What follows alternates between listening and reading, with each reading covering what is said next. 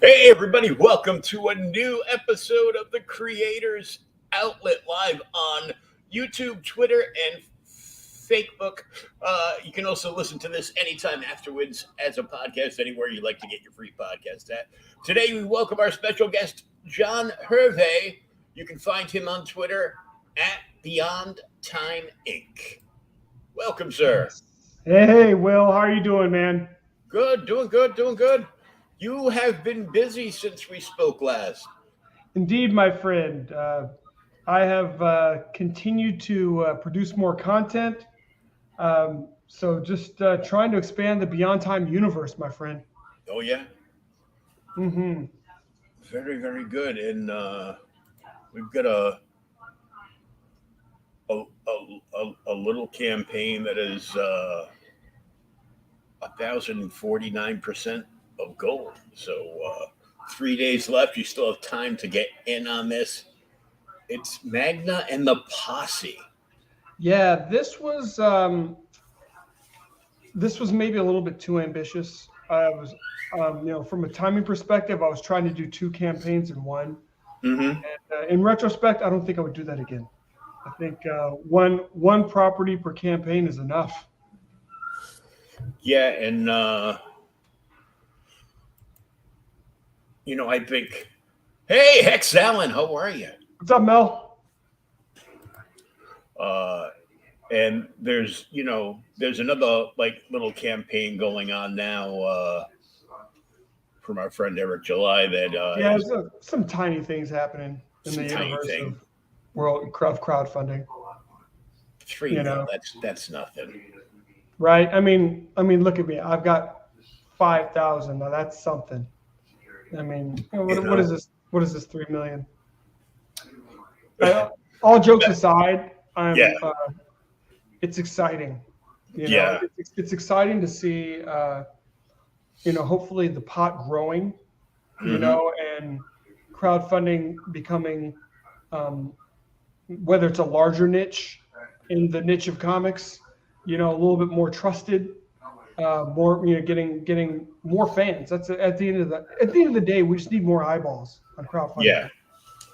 Now, here's a question, because I think what he did, the way he did it, and he's been, him and his team have been working on this for years now. Mm-hmm. I've been hanging with the big dogs. Oof. That's right. I've been following Eric for years. From his music, and I caught his YouTube channel like a few years ago, and I saw all the comic book stuff. I go, well, let's see what this guy's talking about. And before you know it, I was following him there.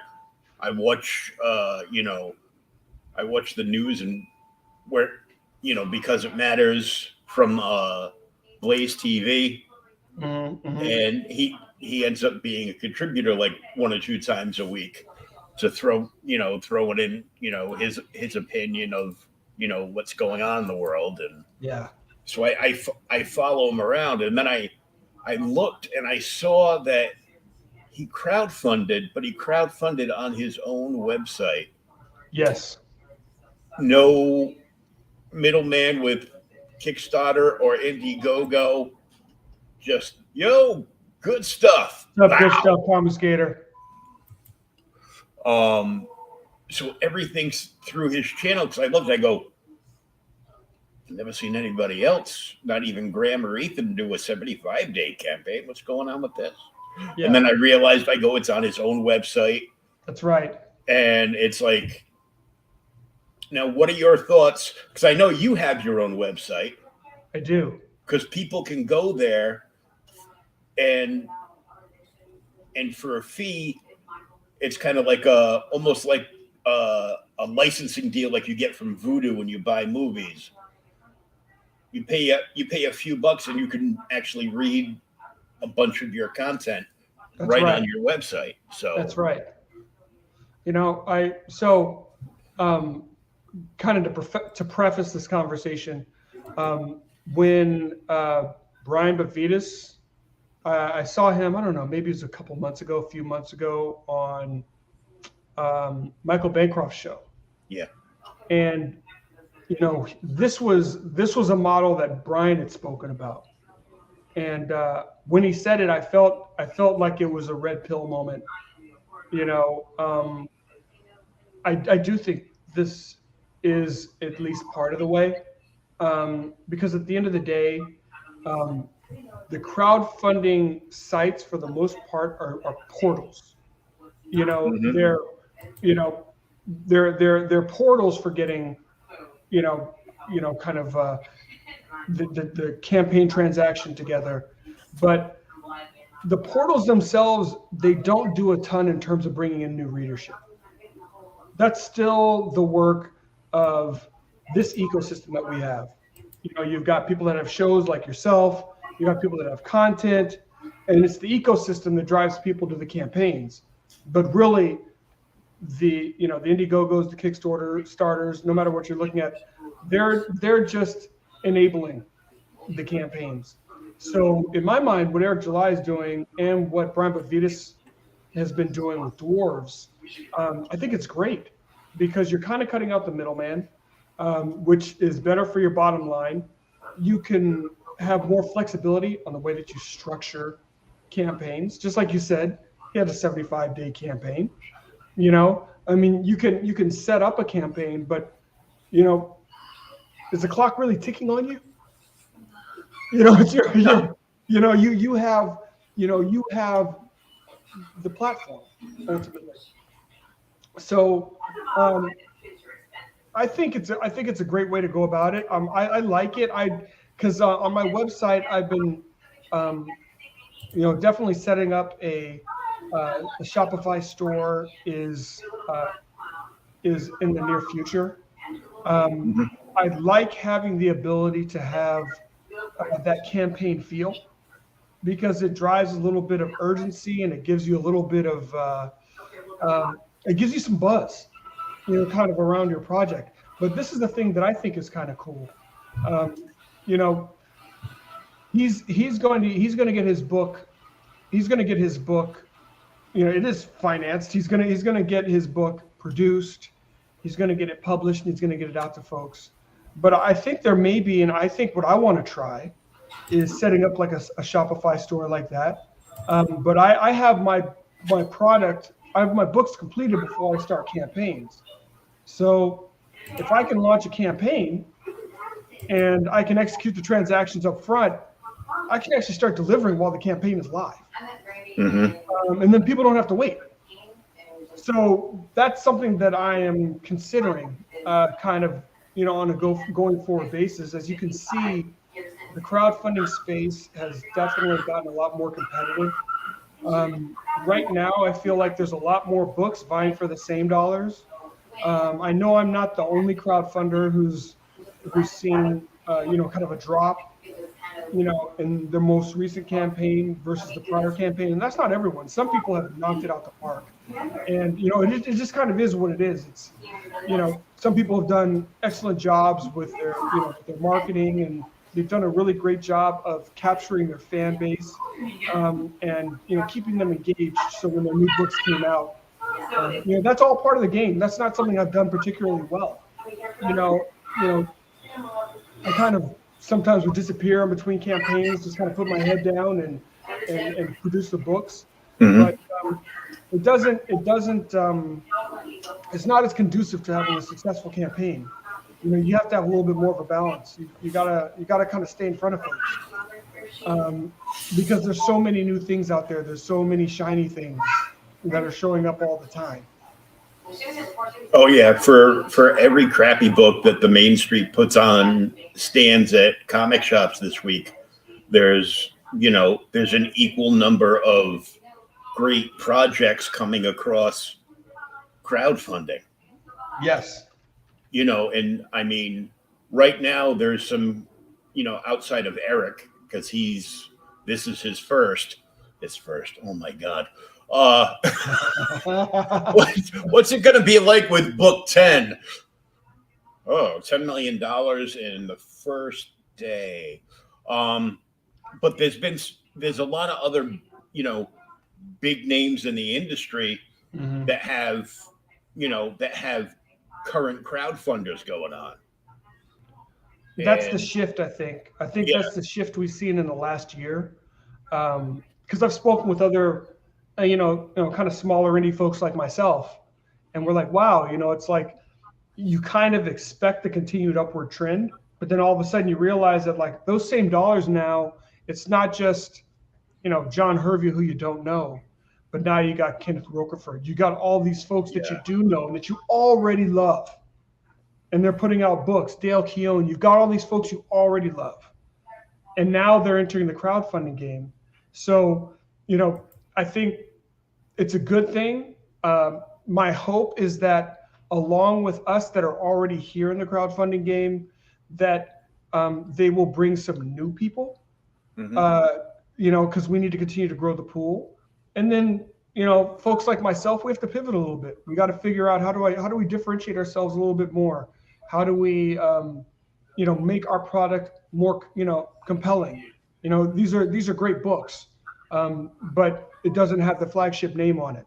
So, what are those? And to me, this doesn't bug me. I mean, this is how free markets work. It doesn't scare me. It just means that we have to be creative.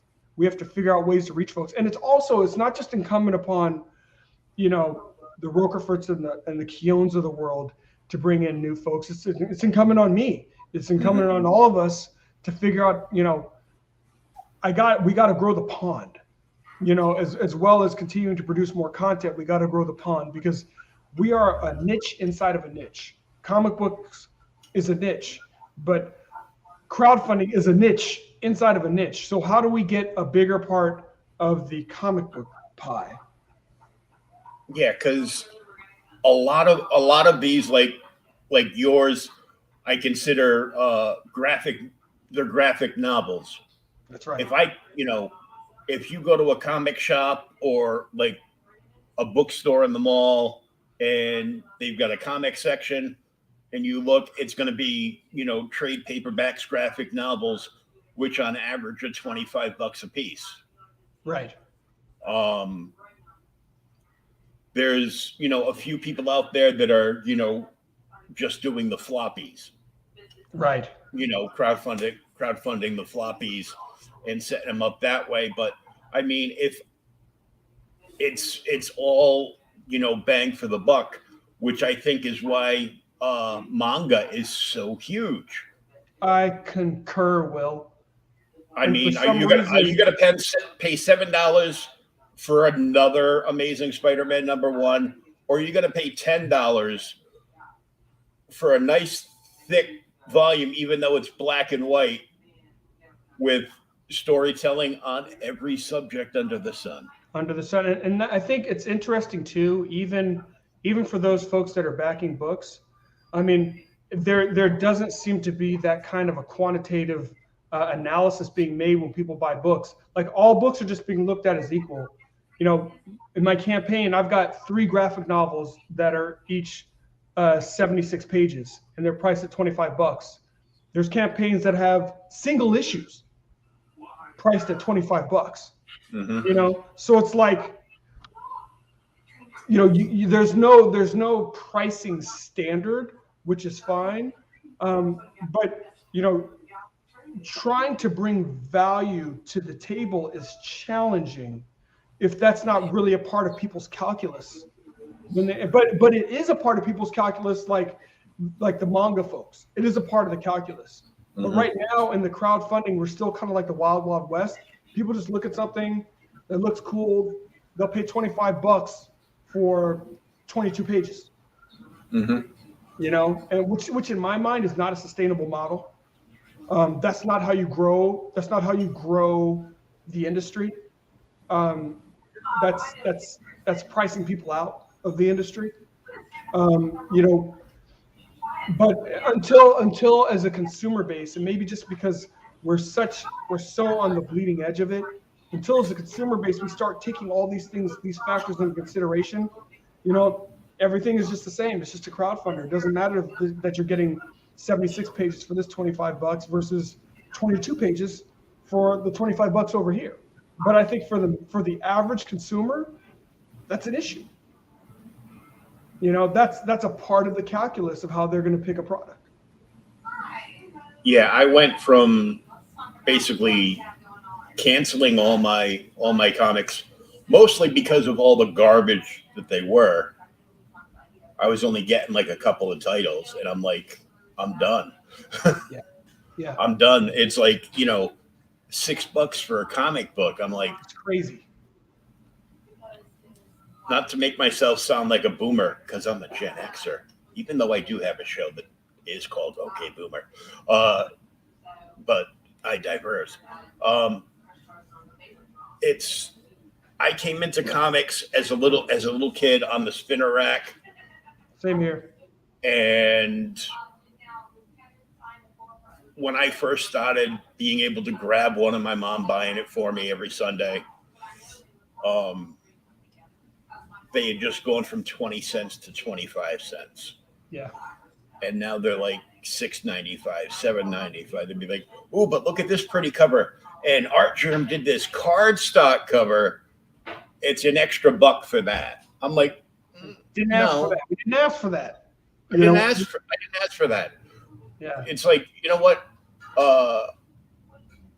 Go back to newsprint. I mean, graphic novels, yeah, you're gonna get you expect to get a higher end content, but like regular floppies, I'm happy, man. I want my comics to smell like the 70s. You know what? I'm a Gen Xer as well, and so the first comics, of course, that I bought with my mom's money, comics were 25 cents. I remember when they moved up to 35, and that was a big jump. We were just like, oh my goodness, what is going on? 35 cents. Yeah, they were 30 cents for like a week, and then they just said, nah. No, 35. Yeah. You know. Oh, nicely done. Yeah, Mel and I, we worked at Motown Animation together. That's how we know each other. And nice, man. I need to check out Hardware, check out Dennis's work. But it's a different world, you know, and it's like, and you know what? I know that there's been a lot of kind of talk, you know, as if, you know, whether it's against manga but you know what? We need to learn some lessons, you know, as to how this business is going to become a sustainable and viable business. I went to, just this last weekend, I went to Comics Palooza here in Houston. And this is a comic book show. Before pre-COVID, they'd have about 50,000 folks. Wasn't as well attended as it was in the past, but let me tell you something. There were a lot of manga and anime people at a comic book show. And they do open their wallets. They do spend their money. They're not gonna buy a comic book, a 22-page book for $5. They're not gonna do that. But they will get their bang for their buck. I was able to make some sales there, even though the book doesn't look like a manga book. It was just more of giving people a little bit of a feel of, hey, you know, if you've seen, you know, Record of Ragnarok, you know, that's a great reference for what you're going to get in Magna, you know, and the Posse. Oh, okay. So you're giving folks a frame of reference. You know, we kind of act like, you know, like weebs are a completely different breed. They're not. You know, I mean, it's like they're the comic book kids of today. You know, I mean, this is, you know, and I don't think, this is my thought is, they're not averse to content that isn't just strictly manga. The problem is the comic book institution is making all of this stuff that nobody wants. So, you know, and these are just my thoughts on the matter. It's like, in a lot of ways, us as independent comic book creators, we have more in common with manga creators than we do with the big two. You know, we own our IP. We're telling stories that are actually, you know, entertaining, you know, and we're looking for our slice of that fan base. that's interested in what we're doing. You know, so kind of as independent comic creators, you know, we gotta, at least in my mind, you know, we gotta stop acting like, you know, like the manga folks are a completely different breed, like they're an enemy to what we're trying to do, because they're not. They're actually doing some things that we need to figure out and start doing if we want to grow our market. If we want to get young people reading books again. You can't have all, you know, it won't be through the conventional books because they suck. You know, I mean, it's like you can't demolish your heroes. You can't rape Superman. You can't do these things and then think that somebody wants to have any part of this. They don't. You know, and rightfully so. We can't be upset at them for it. I mean, I think about how good comics were when I was picking them up off the spinner rack. If they were the books that we had today, I wouldn't have picked that stuff up. I wouldn't have become a comic book reader. No, we can't blame kids for not reading this junk.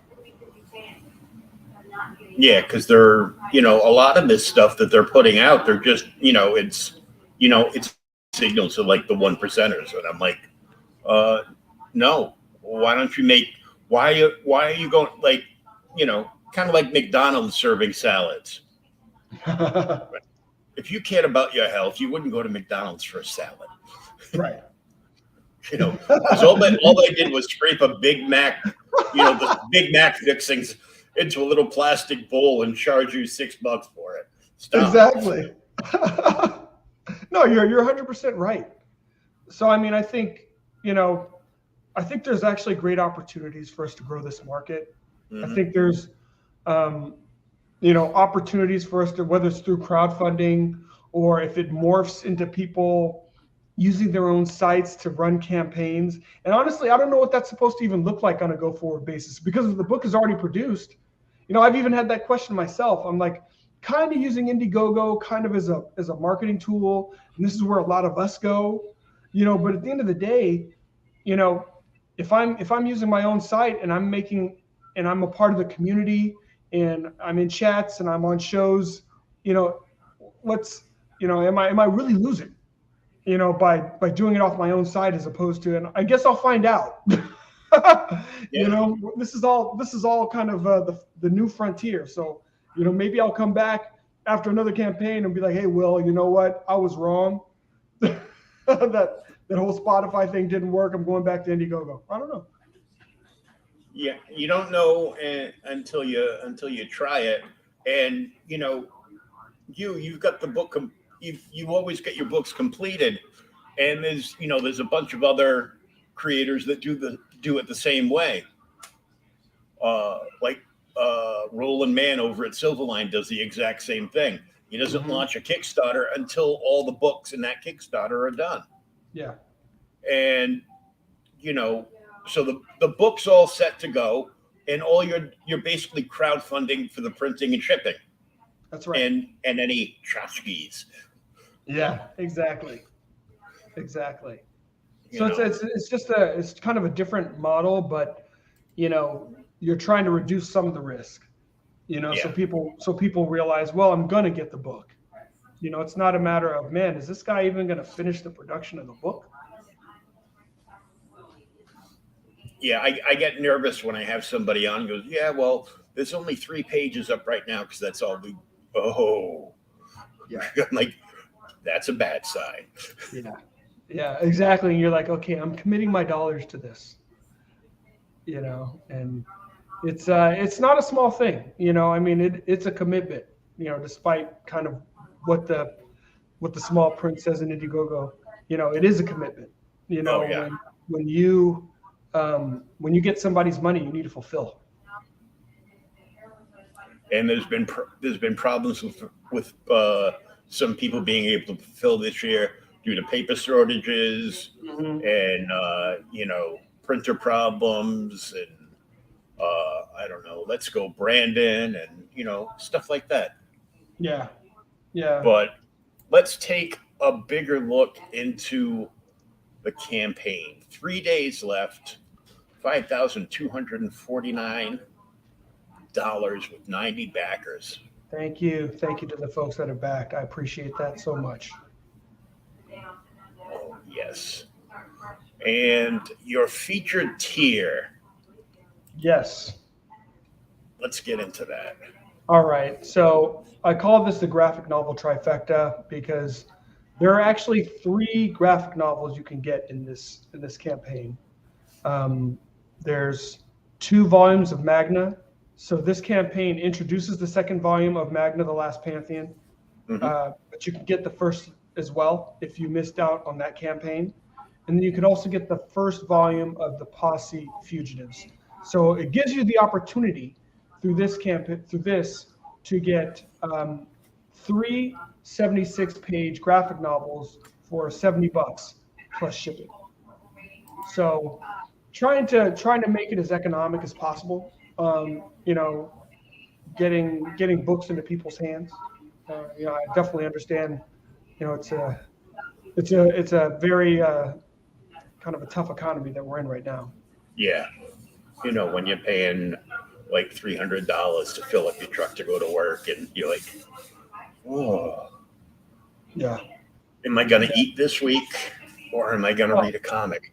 This quote unquote 11% inflation, except for the problem is everything's gone up by 100%. So yeah, the grocery bills are at least 50% inflation at least. Yeah, I'm like, I'd like to have a steak this weekend, but I don't have $32.50 to buy a steak. So, right. I'm like, so you're like, okay, well, how about some hot dogs and hamburger? Hot dogs sound lovely. I had a salad for dinner tonight. Not for McDonald's. My girlfriend and I had salad for dinner because I didn't take enough food out of the freezer to defrost yesterday. So, gotcha. So that's the trifecta. You can get all 3 graphic novels for $70. And for those of you that don't know the story of Magna, the protagonist, her name is Cady Scotholm, and basically the story starts in volume 1 where her world is turned upside down after an attack from this large dog creature. She learns that she's adopted. She already knows that she's extraordinary. She has extraordinary abilities. This takes her on a journey of self-discovery. And this is a little bit of a period piece book too. So this is happening in 1942. So we know that, in the U.S. you had the shadow of World War II, and in the rest of the world, World War II was in full swing. So she ends up going to Finland, and you get a little bit of flavor of what was going on in Finland with Russia, but kind of primarily you get, as her hero story progresses, she finds herself amidst a hodgepodge group of the last of the deities of the earth. They're a mix of Norse and Egyptian and Olympian and Chinese mythos characters of myth. And she finds herself in the midst of their struggle for survival. And then you go into volume 2, you learn more about who she really is. You learn who's really going after those mythological figures. And you have a really, I think, great culmination as you see kind of her place amongst them and her place as a heroine.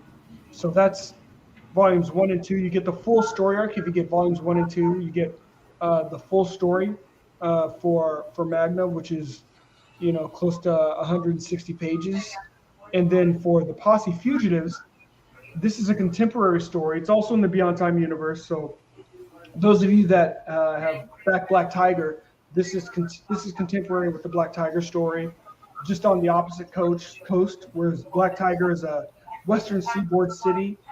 This is in my version of New York, called the Decapolis. So there's 10 boroughs instead of 5, and has a little bit of a Heroes for Hire kind of a feel to it, and a little maybe a touch of a kind of escape from New York. You have these folks who are incarcerated, and in a privatized prison, those that have life sentences, they have experimentation that's being done upon them. This is unwilling experimentation.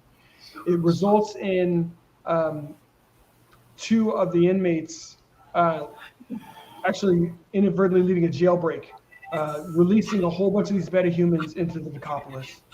So you can imagine, the whole regular infrastructure and the criminal infrastructure is turned upside down. So in the Decapolis, each borough has its own what I call magi, which is its own kind of a crime hierarchy. And that's all turned upside down on its head as all of these metahuman powered individuals fled the city.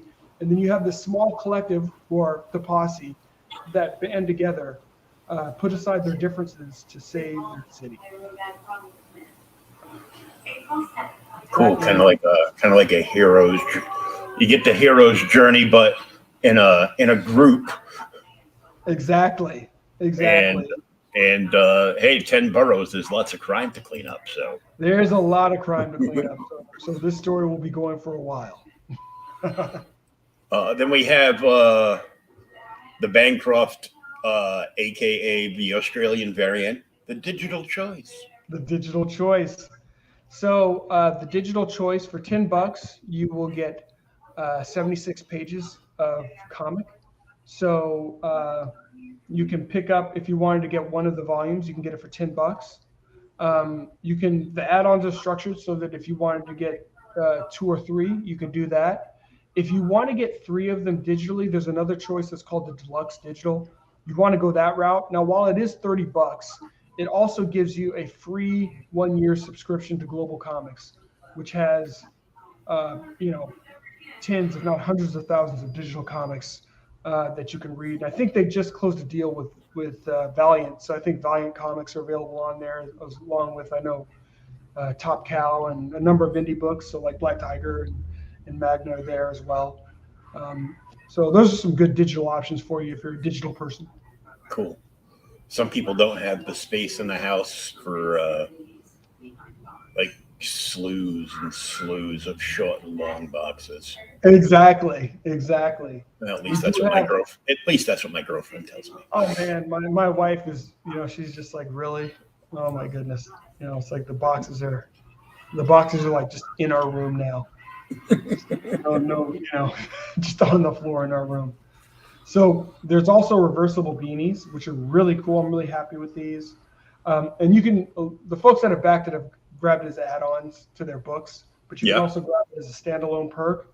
It's reversible. So the Magna beanie is yellow and black, and then black and yellow when you reverse it. And the Posse is black and red and black when you reverse it. So I'm really happy with these beanies. They're really cool. And $24 is just because, we're ordering such a low volume. That's my cost. Yeah. To get them. The good thing though is I can pretty much, depending on what you order, I can pretty much, stuff them, with your books. So there's not, there's not really an additional shipping cost that comes along with the beanies. Yeah, and it's like, it's kind of like a bubble wrap you can wear. Exactly, bubble wrap on your head. Yeah. I mean, I've got a reversible beanie. I was going to say I didn't pay for it. I actually did pay for it because it came in one of those Loot Crate boxes. And it was a normal reversible. So it had the black, it was black and red. So nice. On one side it had this iconic skull, and on the other side it was telling everybody that my chest is a double D. Nice. But that's cool, because you get people buying them, like, cool, I can wear some cool stuff from this book, and you're like, yes, please advertise my book. Exactly. And it's and it's a good looking beanie too. What's up, Zayd Studios? Yo, Zayd. Jeremy, how are you? And you've got a limited number available of first printings. That's correct. So I'll get you this one. was our overprint. This is kind of the overprinting we did from the Volume 1 campaign for Magna, the Last Pantheon. So we still have some that are left.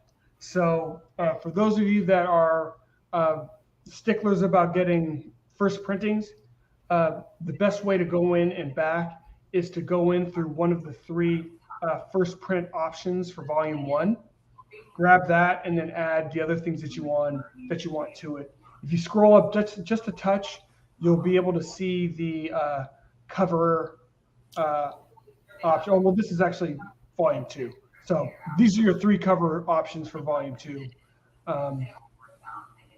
You know what? I got to say, there's three cover options for each of the graphic novels, and I'm super happy with all three covers. You can't go wrong.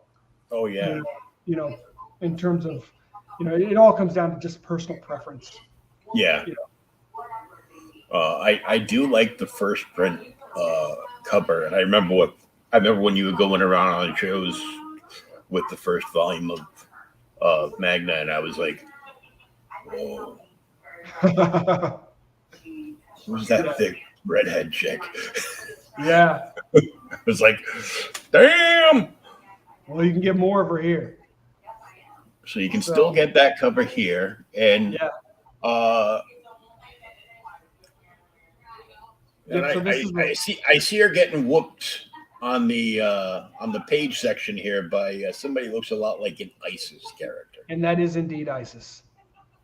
So ISIS is part of this last pantheon that Magna has found herself a part of. So, See, my mornings weren't wasted watching ISIS on TV. That was never a waste. ISIS and Shazam. Yep. That was not a waste by any stretch of the imagination. I think the actress just passed away within the last year. Oh yeah, the actress that played her. Yeah. Yeah. I think about 2 years ago, I interviewed the first actor to play Shazam on TV. Really? It was awesome to talk to him. I was like a little kid again.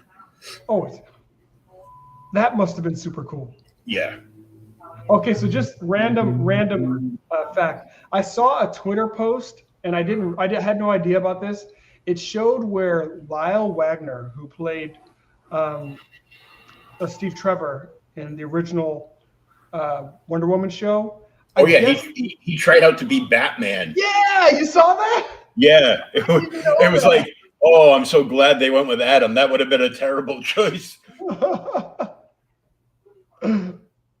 He can play the straight man and do the tough acting, fight scenes and whatnot. But Batman would Adam would once in a while, put a little William Shatner flair on his dramatic acting. Yes. So yeah, this is a first print of. This is the second cover option where she's holding up the tank. Mm-hmm. That one is kind of an homage to a Alex Ross Wonder Woman image from one of his oversized, like an oversized Wonder Woman. Oh yeah. So that was just an homage to that because I love that image so much. I've got it on my bookshelf somewhere. I bought the slipcase of all his oversized into even a bigger oversized one. Nice. That's a good acquisition. But the pages don't, the covers don't fold back on that one. So. Oh, they don't? Okay. So I like it a little better. Okay. And this is the last of the first print options. I call that one the Behold the Pantheon. It's Kati or Magna. Her back is to us, and the gods are all kind of looking down their nose at her. So those are the remaining cover options for those that really want to get that first printing cover for Volume 1. And then in terms of the pages that you're seeing, I mean, you get to see just the tremendous art that Marcio Abreu brings to the table. He does justice by our thick ginger here. Oh yeah, it's so good, and I mean his fight scenes are just pretty intense. Yeah. And that's one thing I always loved in comics. I always loved the choreography of the fight. Mm-hmm. Um, Making sure we had that same flow in the comics is always big to me. Um, and this man, he knows how to deliver. But I knew he could because he had done work. I'd seen his work previously on Dynamite's Red Sonja, so I knew how how he drew characters. I knew how he was able to translate. Because sequential. I mean, art is one thing, but sequential art is its own beast. Yeah, Being it's a completely different animal. is an art. Yeah, it's a completely different animal, and I have ticked more than one artist off at conventions. Like, you want to buy my cool variant covers here that are only like $100 each? Like, do you do any sequential art? No, No. I just do covers. I go, okay. So when you can do sequential art, then you can try to impress me. There you go.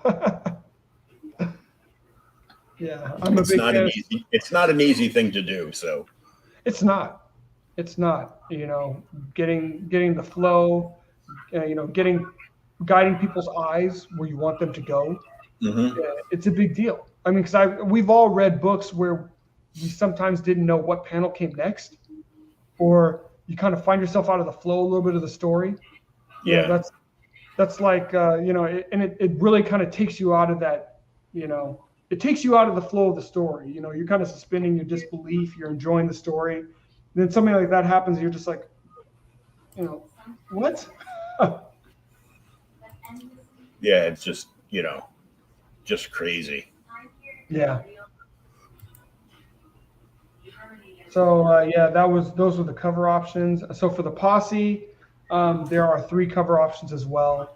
And like I said, I'm exceptionally happy with all the cover options that are here. You cannot go wrong. And the other thing too with the graphic novel is all 3 covers are on the inside in a gallery, because I don't think anyone should buy a graphic novel and feel like they missed out on anything. They should be able to buy their graphic novel and get all the art that's available. So you can choose which one is on your cover, but you're gonna get it all, whether it's on the cover or the cover gallery that's on the inside. Oh, cool! I really like that dino cover though. That's pretty rad. The dinos are my dudes. I mean, their name is on the nose, but and you'll see as we kind of scroll down and get to some of that artwork, they are just wrecking machines. Nothing less than you would expect from dinos. And as somebody who grew up, with the Transformers, the Dinobots were my favorite. Oh yeah, a friend of mine just grabbed the first appearance of the Dinobots.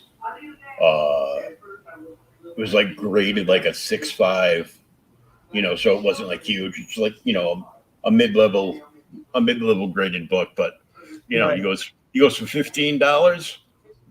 I'm like, well, you can't even get it graded for $15, Right? So that's pretty cool. You got some pretty cool Magna shirts here. Oh, I'm really happy with the shirts. So we have a couple of different Magna shirts to choose from. There's one kind of with her in the foreground and the Hund right behind her. So when you're looking at the images there, you see the back of the shirt. It's a black shirt on the back, and it says Magna, and it has the Beyond Time logo on the shoulder. The front of the shirt is that awesome image of the Hund and Magna. And the other one is the Behold the Pantheon version of the same kind of a shirt, with all the deities looking down their nose at Magna. So I'm really happy with those shirts. Shade of Red was the one that really helped in terms of taking the art and kind of designing it properly so that it would really do well on the shirt. So I'm super happy with that. Nice. But of course, my next question is now, since you name dropped Shay, are there patches? No patches. I'm sorry. Oh, she must be disappointed in you. She was because she is the queen of patches. Oh, I She's know. she's the queen of patches. Oh, pardon me. Yeah. Oh, And then likewise, there is a shirt for the Posse, and there's two options. And I really love, so the one on the right, that's a no-brainer. That was actually art that was an artist that goes by Archiceta1 on Twitter. His name is Charles Oak. Um, he put this together, and it has so many cool vibes to it. It has kind of that 1990s vibe to it. It has a little bit of that GTA vibe to it. Um, so it's just an awesome shirt. And the one to the left, I really like how Shay picked out kind of that offset panel from inside the book. mm-hmm. I think it just stands out. Yeah. So those tees are available as well. So I'm really happy with those. And then of course, if you're looking on the left, you can see the cover options from Volume 1 that we'd spoken about a little bit earlier. Oh, yeah, a little bigger. Yeah. Yeah. I that Posse shirt on the right got me thinking. A little bit of Training Day, a little bit of Boys in the Hood. Oh, absolute. You know what? I'm glad you brought up Boys in the Hood, because the third cover option for the Posse is a straight homage to Boys in the Hood. If you pull up the poster that was for Boys in the Hood with Cuba Gooding Jr. in the middle, Ice Cube to the side, and I mean, it is that poster. So that was a complete homage. And this is some of the mayhem that's happening with some of the deities as they are kind of facing their end.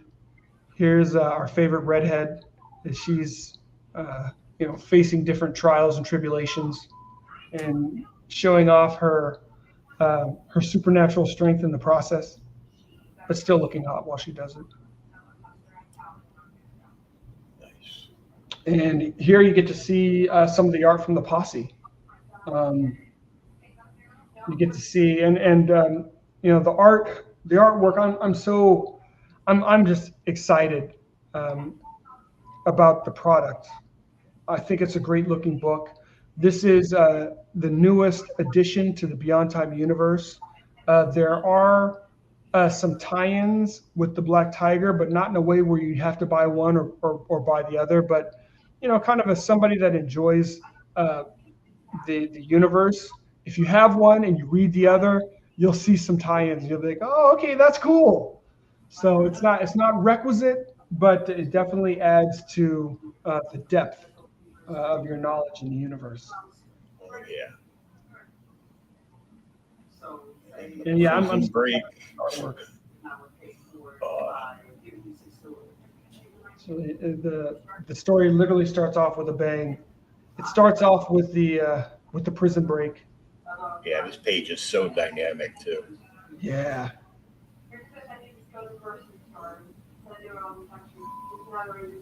I love the coloring. The smallest panel is the siren going off. Exactly.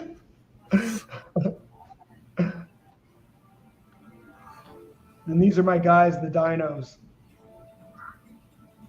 They are just wrecking machines. They are metahuman wrecking machines. They are thugs for hire, dinos for hire, dinos with attitude.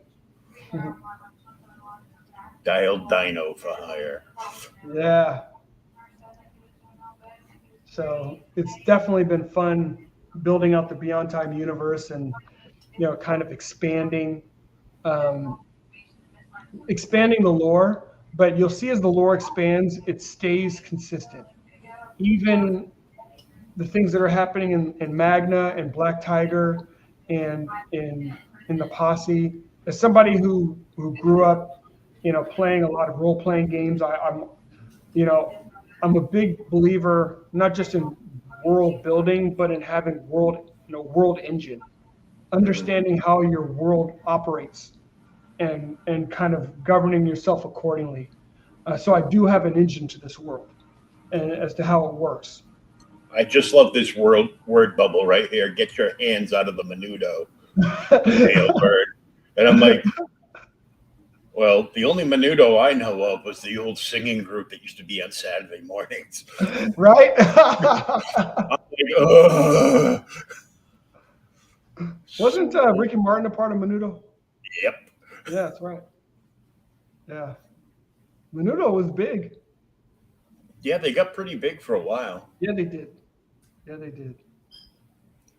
And then our guy facing off against the dinos. And this is just a better view of the merch, Nice. which I am super happy with.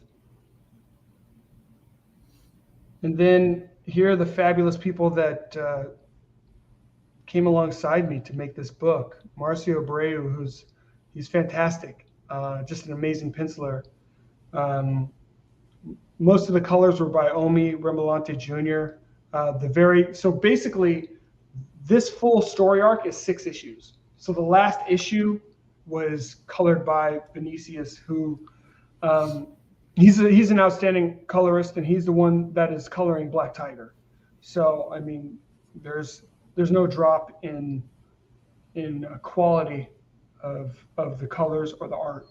And Elizabeth did the first 2 covers. She did the covers with the big dog creature, the Hund, and she did the cover that was the homage to the Wonder Woman, the Alex Ross Wonder Woman, where Magna's holding up the tank. And Eduardo did all of the other covers. And I'm super stoked for these covers. It's funny, Eduardo looks a lot like She-Hulk. He does, doesn't he? Maybe that's how he identifies now. I don't know. And then the linchpin to this whole process, my wife, she's actually an amazing editor, and I can't say it enough. You know, for anyone that is creating a property, you need an editor involved early and often. Because, and the great thing about her is she's someone that enjoys stories. She's not as big of a comic book head as I am, but what she really helps with is keeping the stories on track, the consistency. You know, it's easy, especially when you live in a story. You know, you almost start to assume things because you have so much knowledge about the world. I mean, you've built the world. You know, so making sure that you're saying things that need to be said, you're not saying things that don't need to be said. You know, you got to have that. You know, comics is a left brain, right brain exercise. So part of what you're gleaning has to come from the art, and part of what you're gleaning has to come from the words. And you don't need to do both. You need to let people enjoy the process of the left brain, right brain, you know, kind of exercise of comics. Yeah. The 2 most important people in a comic are the editor and the letterer. Let me tell you, the letterer is amazing because once you notice the letters, they're the unsung heroes. Because when the letters are great, people don't think anything about it. But when the letters suck, it takes you out of everything. It takes you out of the story. Yeah, and you know, there's tricks of the trade that they learn, you know, along the way. And you know, once you get a good letterer, you just don't want to let him go. Yes. Yeah, and Marco De La Verde, he's lettered everything. I think I've published in total 21 or 22 individual issues that make up all these different graphic novels, and he's a phenomenal letterer. His Twitter is at Marco De La Verde. He's not just an amazing letterer, but he really works with you. You know, and I really appreciate that. I mean, he's really a high quality guy that really wants to see you put the best product forward that you can. And then the pins for the Posse, Ron Adrian penciled the first 2 issues, and Sheldon Go the 3rd, and you wouldn't even know you're going from one artist to the next. Sheldon has actually done a lot of work for Zenoscope. So you've probably seen his work before. He's a phenomenal, just beautiful artist. And then I had a really cool international crew for my inks. It was Ernest Jackson, out of the Philippines, and the colorist is actually out of Indonesia, Bambang Irawan. And Valerio Giangiordano, he did some of the covers. He's been working for Marvel now, so he has I don't think his contract allows him to do indie work right now. But Eduardo, he did the third cover, the Boys in the Hood cover. So you can't go wrong with any of those covers. Oh yeah. So you phrased that more eloquently. I would have said, so he's not allowed to work on a good book. Sorry. Sorry, not sorry. Exactly. And Red Valkyrie did the campaign page. So they did a great job. They really helped me out because, like I said, I don't think I'll ever do a campaign again where I have more than one property.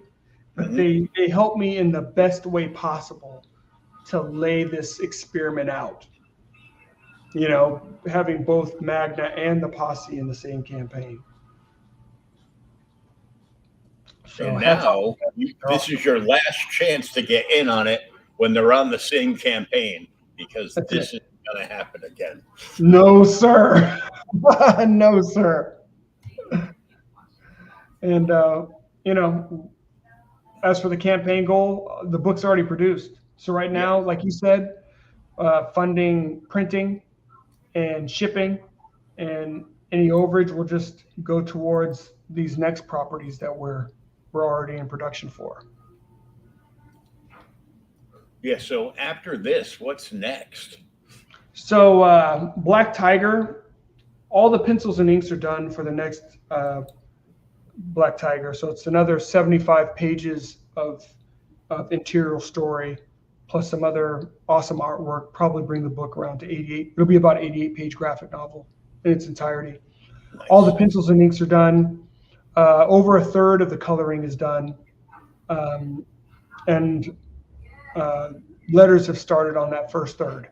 So, we'll have Black Tiger together and ready for consumption. I'm excited to finish the story arc for Hidden Dragon. So that will complete the Hidden Dragon story arc.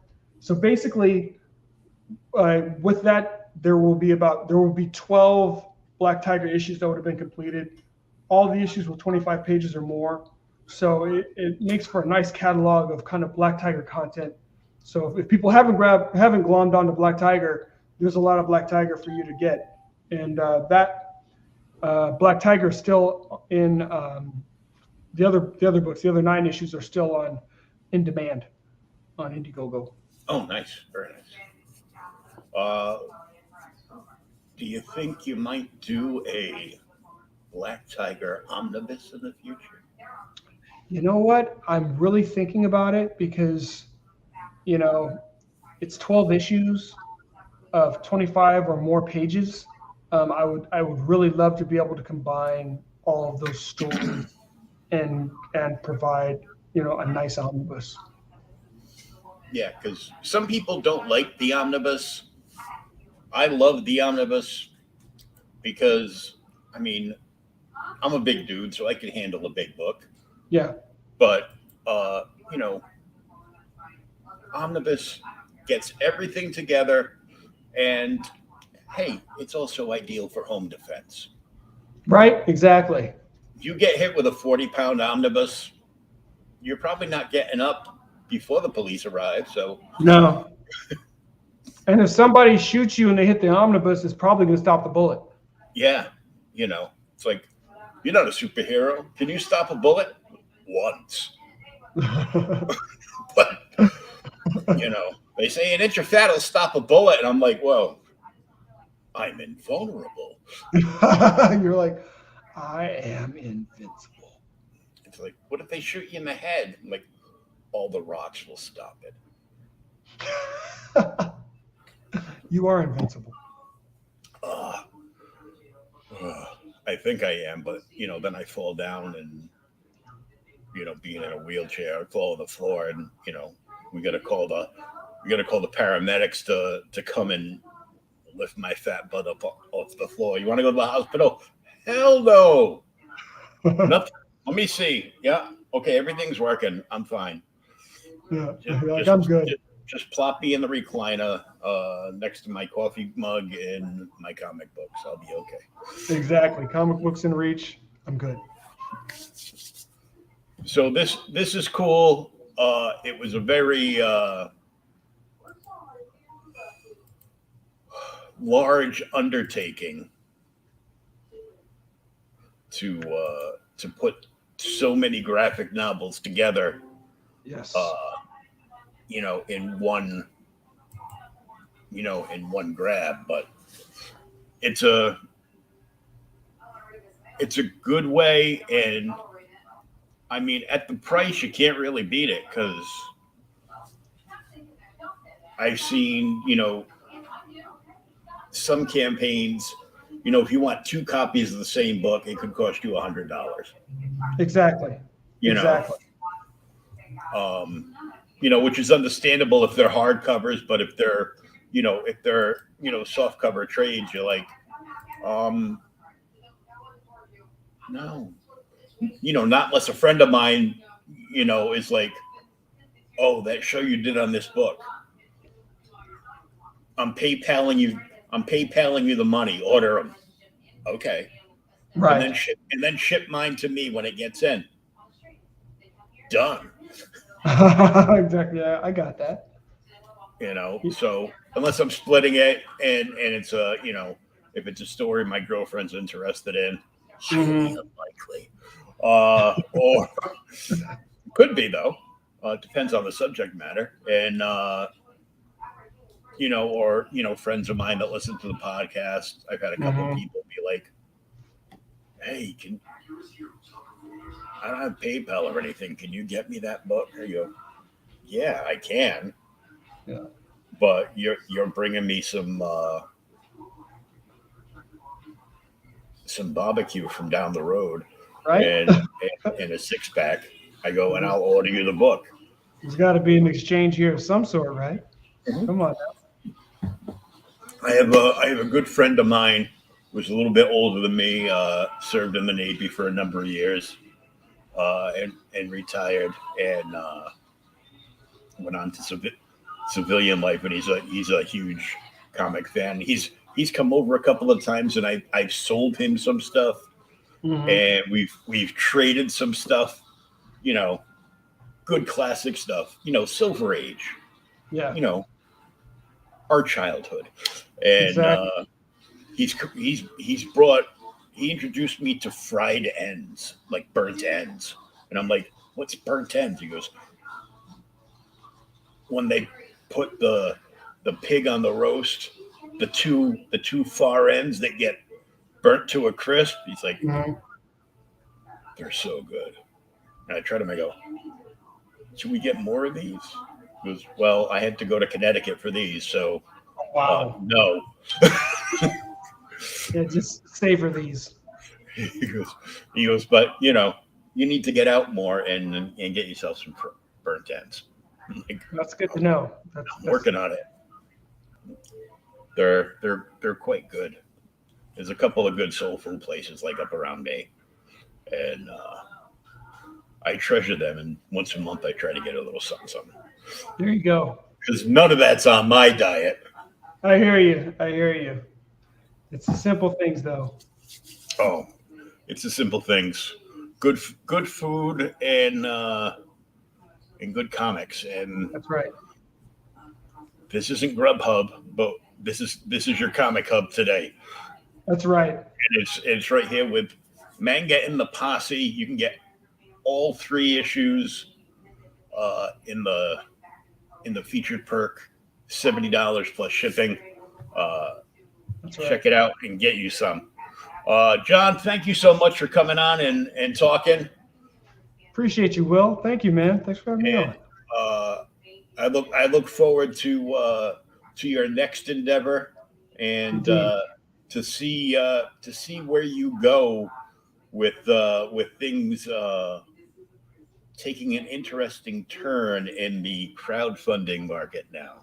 Yes. Yeah, So it's definitely an ever changing market right now. oh yeah. So if you want to check out Manga and the Posse and you're listening to this on the podcast, all you have to do is go to where you saw the podcast, scroll down into the description, and there will be a link there. And also where you can follow John, which is at Beyond Time Inc. on Twitter. That's right. So until next time, we thank you all very much for tuning in. And cheers to everybody that came into the chat today. Thank you, guys. And honestly, all I can tell you is to relax in this hot heat next to the AC and read yourself some good comics. Until next time, everybody, take care.